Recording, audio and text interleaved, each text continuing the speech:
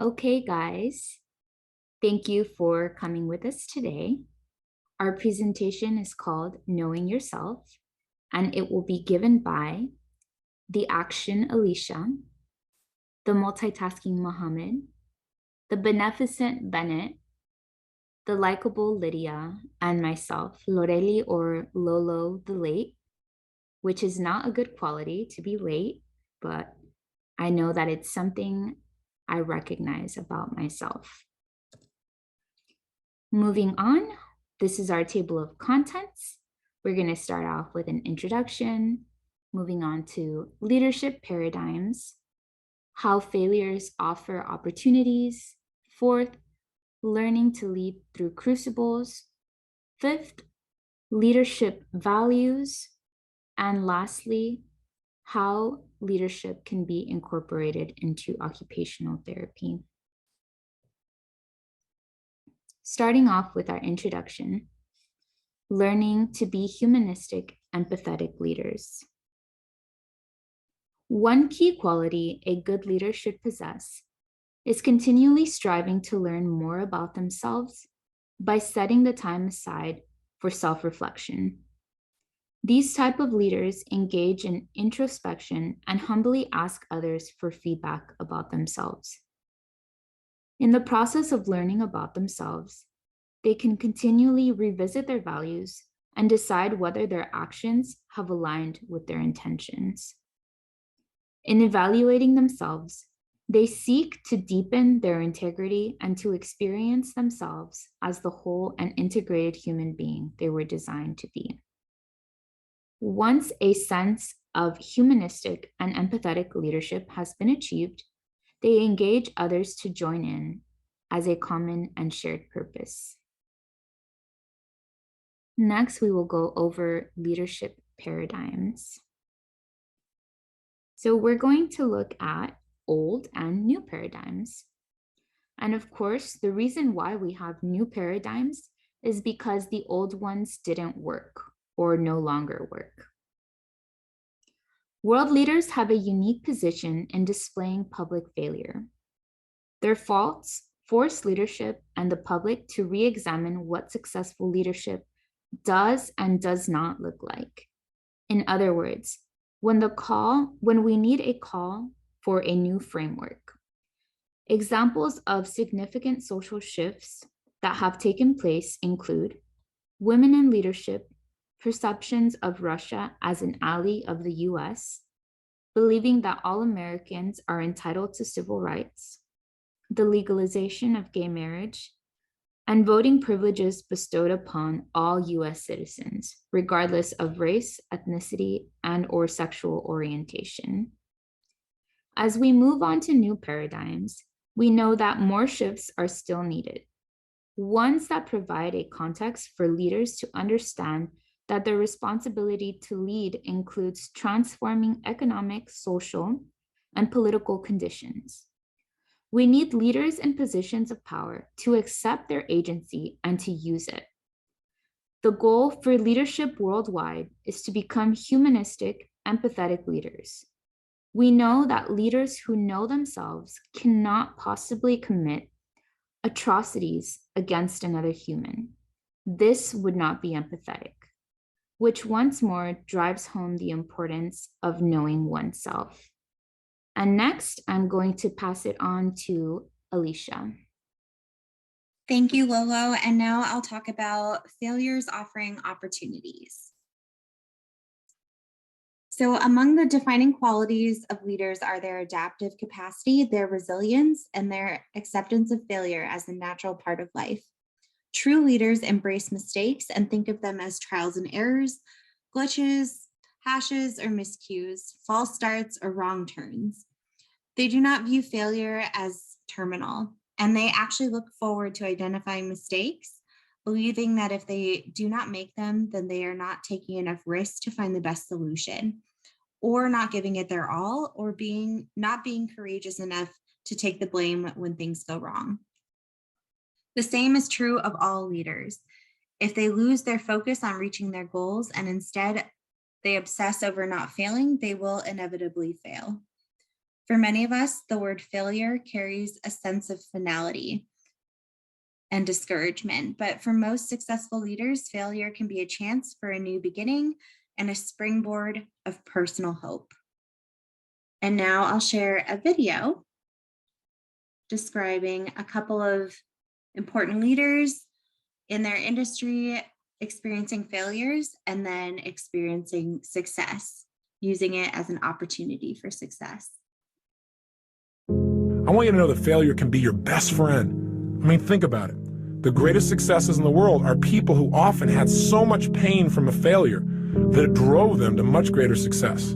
Did you know those little 3M stickers, for example? Those ones that you see that you can put, or I think they're called Post-it notes. You can write on them and put them on something and take it right off instantly. Do you know that was a result of a massive failure by the chemist? He was working at the time to create an adhesive that would last forever, something that you could never pry things apart with, and as a result, he came up with this stuff that didn't work at all. But he was smart enough to say, hey, what could I use this for? How could I use this supposed failure? And he turned it into a multi-million-dollar business. Lee Iacocca, most people would agree, is one of the more successful role models in our country. Now, I got a question for you. How come he's so successful? Because he's a wonder kid? Well, yeah, you could say that. He worked for a company called Ford Motor Company, and he worked his way through the ranks right up to the top, worked his tail off, was driven. What really marked him? His ability to get people to take action, his personal power.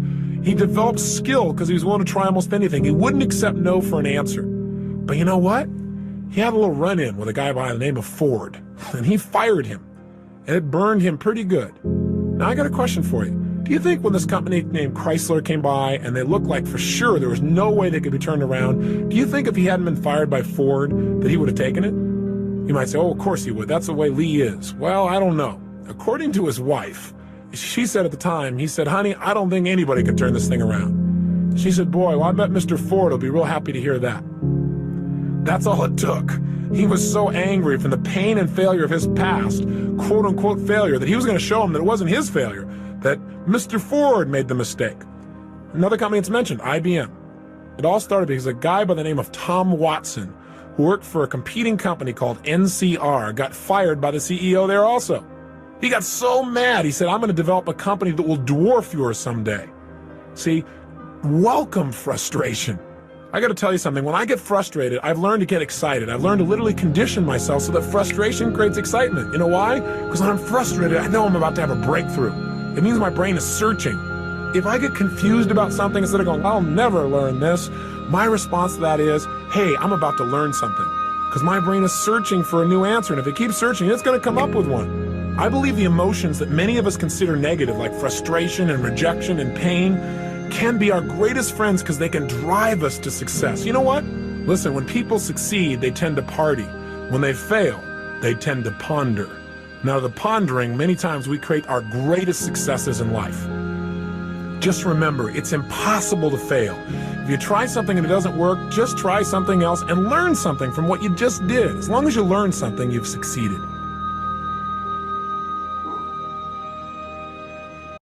Thank you, Alicia. Now we're going to move on to learning to lead through crucibles. Learning, creativity, participation, innovation, flexibility, and effective communication are byproducts of a leader's openness to mistakes, problems, and failures. Admitting failures allows you to learn more about yourself and the context in which you make choices. Warren and Goldsmith studied the most successful leaders and found that there was a consistency among them. Leaders have shown that they not only recognized their contributions to their failures, but thrived on learning from these mistakes, and in doing so, naturally inspired confidence, loyalty, and commitment in others by the ways they dealt with adversity. To quote, all of them, young and old, are able to intense, often traumatic, always unplanned experiences that transformed them and became the sources of their distinctive leadership abilities. The authors describe these life-changing experiences as crucibles, named after the medieval vessel in which alchemists would attempt to transform metal into gold. Crucibles were transformative experience through which an individual comes to a new or altered sense of identity in this context now. Conquering adversity and emerging stronger than ever makes for extraordinary leaders. Leaders often find that in these crucibles, they forge a new identity when they find themselves the resources or means to overcome their crises and come through them transformed into capable leaders. If the authors are correct in their understanding, then within each tragedy, there is the opportunity for transformation as we, the survivors, endure and learn and grow from the experience. What are examples of some crucibles today? These could be the end of a relationship, a highly demanding boss, a prolonged illness, a job out of your comfort zone, a military deployment. So it is perhaps not surprising then that one of the most common types of crucibles involve the experience of prejudice. Being a victim of prejudice is particularly traumatic because it forces an individual to confront a distorted picture of themselves, and it often unleashes profound feelings of anger, bewilderment, and even withdrawal. For all its trauma, however, the experience of prejudice is for some a clarifying event. Through it, they gain a clearer vision of who they are, the role they play, and their place in the world. Consider, for example, Liz Altman, now a Motorola vice president, who was transformed by the year she spent at a Sony camcorder factory in rural Japan, where she faced both estrangement and sexism. It was, says Altman, by far the hardest thing I've ever done. The foreign culture, particularly its emphasis on groups over individuals, was both a shock and a challenge to a young American woman. It wasn't just that she felt lonely in an alien world, she had to face the daunting prospect of carving out a place for herself as the only woman engineer in the plant and nation where women would usually serve as low-level assistants and clerks, known as office ladies. Another woman who had come to Japan under similar circumstances had warned Altman that the only way to win the men's respect was to avoid becoming allied with the office ladies. But on her very first morning, when the bell rang for a coffee break, the men headed in one direction and the women in another. And the women saved her place at their table while the men ignored her. Instinct told Altman to ignore the warning rather than insult the women by rebuffing their invitation. Over the next few days, she continued to join the women during breaks, a choice that gave her a comfortable haven from which to observe the unfamiliar office culture. But it didn't take long for her to notice that some of the men spent the break at their desks reading magazines, and Altman determined that she could do the same on occasion.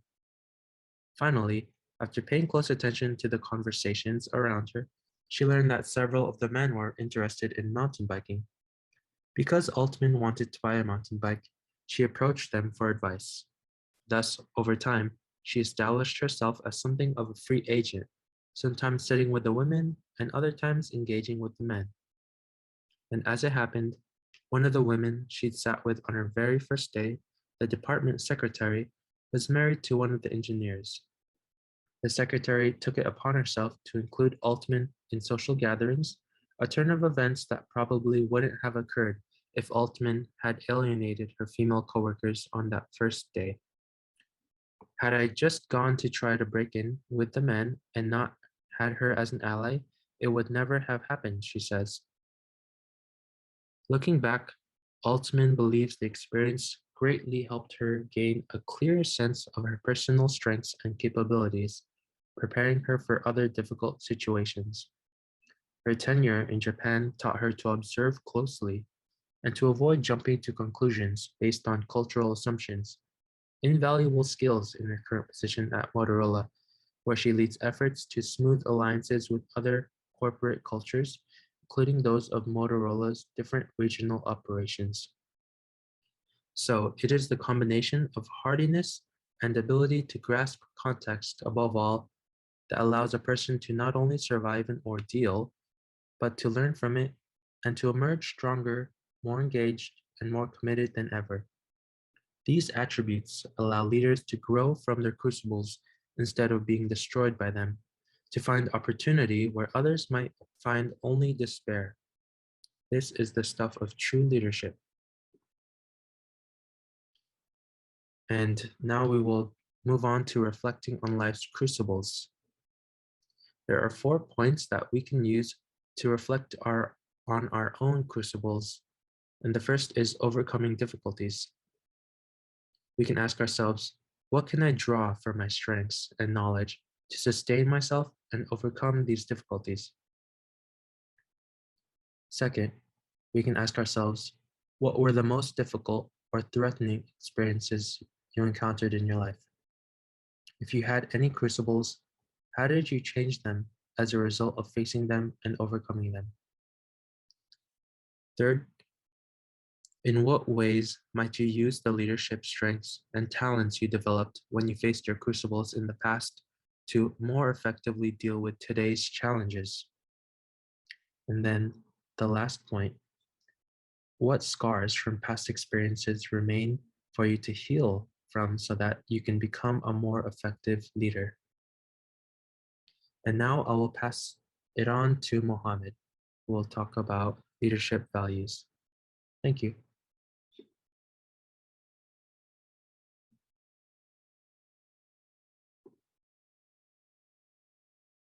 Thank you, Bennett. Hi, this is Mohammed, and I will be presenting this section of our presentation.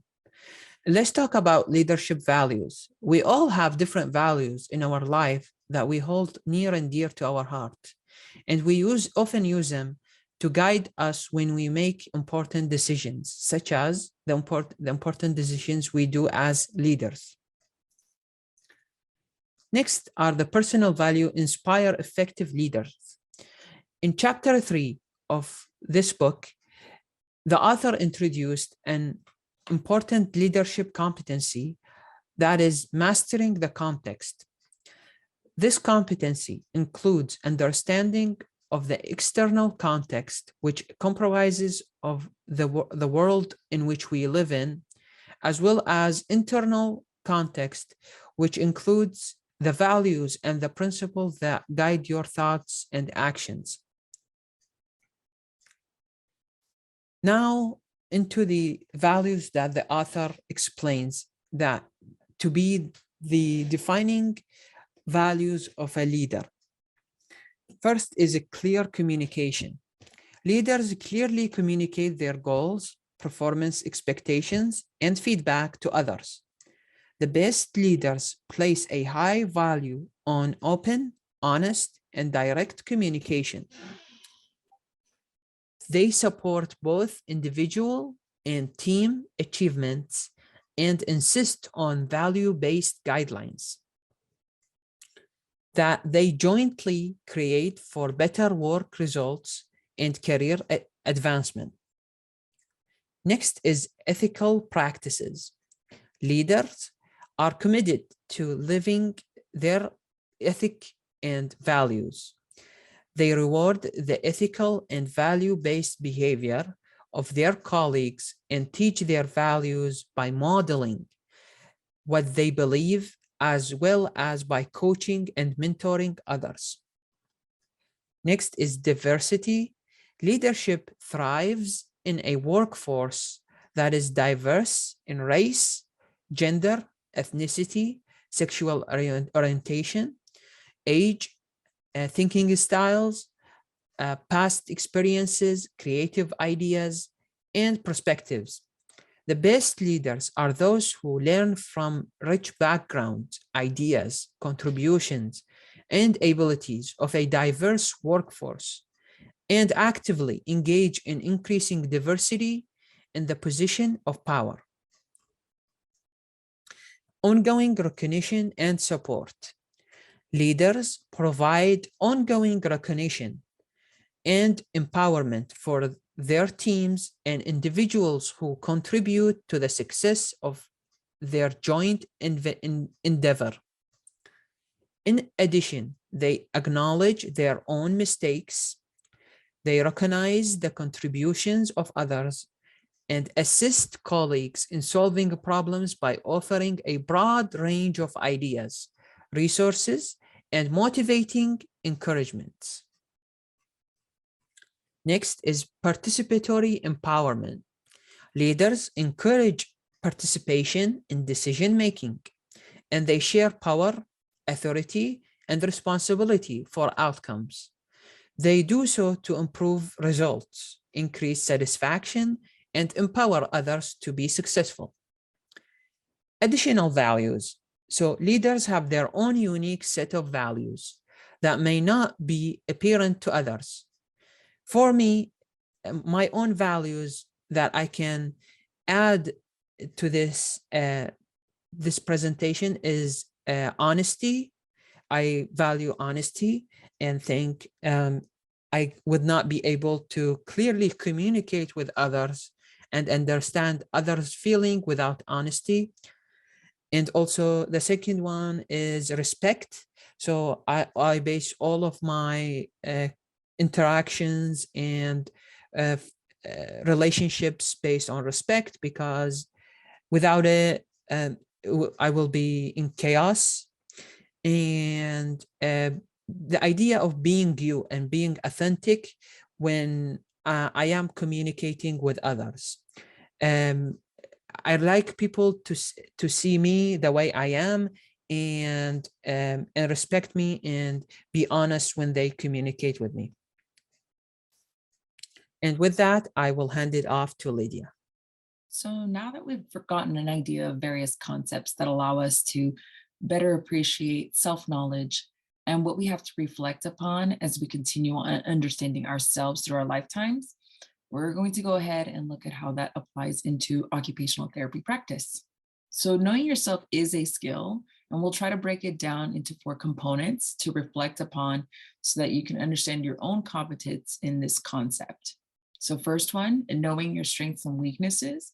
It allows you to plan and execute goals that can achieve better chances of success by helping you identify when and how to reach out to your team to help kind of lift up on those weaknesses that you may have. Now, weaknesses, knowing yourself also involves understanding how you learn and what you value, so that when those weaknesses are identified, you can figure out how to turn them into strengths.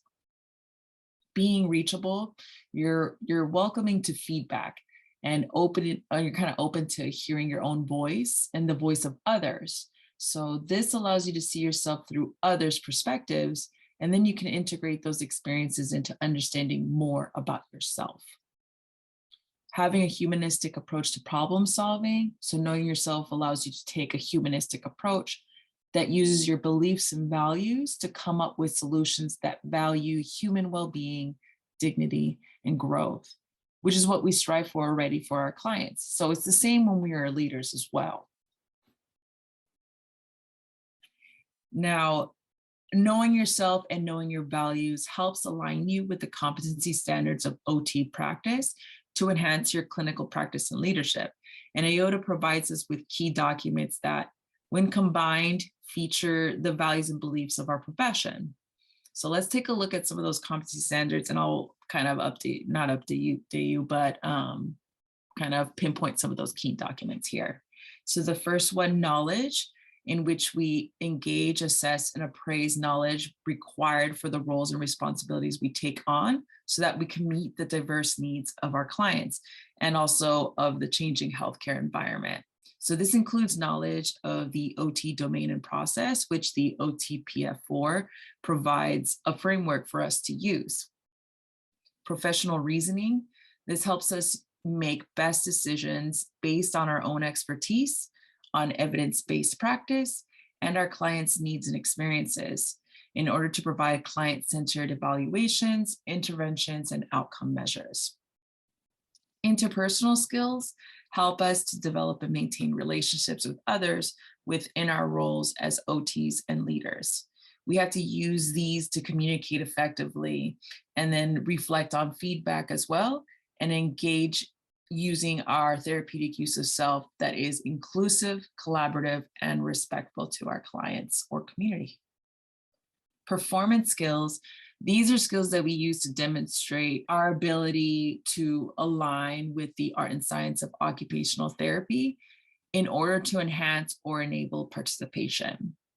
Now, with ethical reasoning or ethical practice, this involves our ability to identify, analyze, and clarify any ethical issues that we face. And we not only have our own values, but also the core values, principles, and standards of conduct that are within AOTA's Occupational Therapy Code of Ethics, and also some applicable laws and regulations to help us in using that ethical reasoning to think of the best outcome or decision from those issues. So when you're looking at these documents, you can further reflect on yourself to identify your own needs for continued growth. So thinking about those documents and these competency standards, what strengths and weaknesses do you have?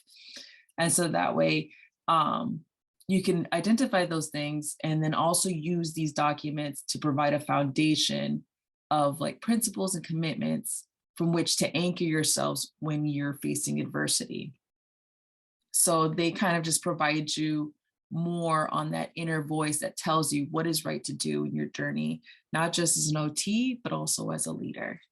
All right, so now that's pretty much the end of our PowerPoint. So what I'm going to just go ahead and review some of the activities that we're going to be doing to get to know yourself. The first one's going to be a leadership personality quiz, and I know we've taken a lot of them, but this one's going to be giving you a color of what color you are of a personality, and it's kind of fun to do. Then what we're going to do, it's actually kind of an exciting one. We're really excited about this one. We're going to modify the CAWA model to be more focused on your leadership. So looking at those, barriers to your ability to be the leader you want to be, as well as your strengths, your support systems, that sort of thing. So if you'd like to review the CAWA model a little bit to kind of get an understanding of how we may use it for leadership, and also bring paper, just whatever size you'd like, and color pencils, pens, anything that you'd like to use to go ahead and make that CAWA model. We're just going to go ahead and reflect a little bit on some of the things we went over and looking into ourselves and see if anybody would like to discuss. And here is our resources. I hope you guys enjoyed. Thank you.